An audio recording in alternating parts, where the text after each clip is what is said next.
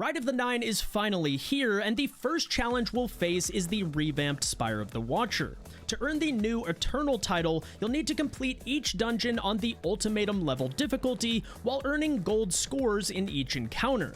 This means that you must complete each encounter on the hardest difficulty possible while dying just once total as a fire team. Not once each, one time, period. So today, we'll be covering the best tips, tricks, and loadouts to help you slay Rite of the Nine as easily as possible. I'm Above, and if you enjoyed today's video, a like and subscription is always greatly appreciated. Now let's get into it. Starting with tip number 1, this one won't actually affect your gold rewards per se, but it will make the opening encounter a hell of a lot easier. You'll want to start by sniping all 4 Cyclopses located around the arena, as these can definitely one-shot you if left alive too long. These won't actually respawn until you start a circuit, as each Cyclops is actually tied to each unique circuit in the arena. Each time you start a chain, simply look for the corresponding Cyclops that spawns until all 4 chains have been completed. These will respawn one more time when the new final boss arrives, so kill them before doing damage, then you're free to melt the boss and proceed to the first encounter. Tip number 2 takes us to the first gold-eligible challenge encounter known as Spire Ascent. And for this, you'll want a dedicated player to each circuit, with a third guardian in your fire team left to deal with ad clear and the mini-boss hydras that spawn around the map. The hardest part of this encounter is going fast enough to reach the top within the time allotted, while also playing safe enough that you limit your deaths. So ad clear focus loadouts are absolutely essential here.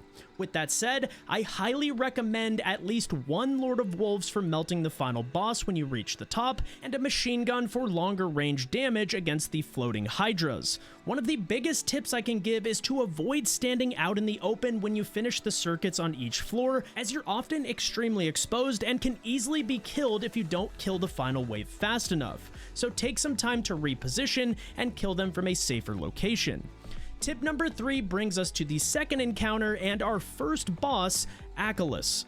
Once again, gold is much more about playing it safe than it is about maximizing crackhead damage rotations. Queensbreaker is fantastic for this boss, as you have a free debuff with particle reconstruction and can damage from a long range instead of moving forward with the boss during damage. To start DPS, you'll need to complete 4 circuits in order from top to bottom as displayed in the center of the arena, a new mechanic with Rite of the Nine. The key here is communication. You can start multiple circuits at the same time to speed things up, but must finish them in the order displayed to avoid an auto-wipe mechanic known as Meltdown. Tip number 4. There are 2 things that make DPS significantly easier. First, you can wait as long as you need for your supers between damage phases. There is no timer here, which means you can farm ammo and super energy as needed before finishing the final circuit. Second, trace rifles and other high magazine primary weapons help break eyes extremely efficiently. The longer you spend breaking eyes, the shorter your damage window will be, so it's extremely important to make this a consideration when crafting your loadouts. And as a cheeky little bonus tip, it turns out the boss can actually teleport to damage and kill your team if you're not paying attention, so I guess be wary of that. Tip number 5 takes us to Persys, the final boss, and the most challenging part of achieving gold in this encounter is balancing damage with survivability.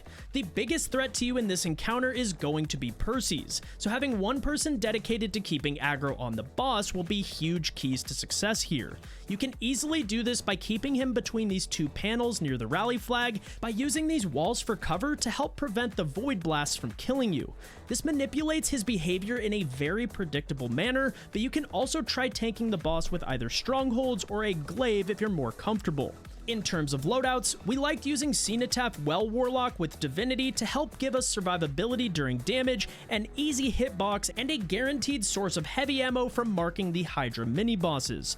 We paired this with Queensbreaker for a super comfortable 3-phase, but there are definitely more efficient loadouts that you can use if you really want to push your damage. Remember, these gold challenges are all about playing it safe, and we felt like this combination of weapons paired with a Bolt Charge Titan and an ad clear focused build helped us tremendously.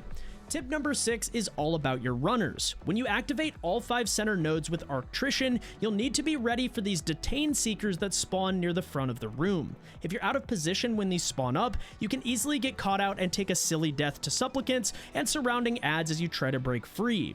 Reminder, gold rewards give you just 1 death to play with, and wasting it on something as simple as this can be frustrating for your team, so positioning is key. You'll need to complete the circuits in order just as we did in the previous encounter, and if both of them spawn on the same side, I highly recommend just doing one at a time to avoid wiping your team by completing the incorrect chain first. If you have a circuit to complete on both sides, feel free to do them simultaneously, but before completing the second chain, you'll want to communicate with your aggro holder that the final node is ready to be completed, at which point they can bait the boss into the room to start DPS. Our 7th and final tip actually pertains to what happens after DPS is over. Coming out of a damage phase is easily the most hectic part of the fight, and easily the most dangerous.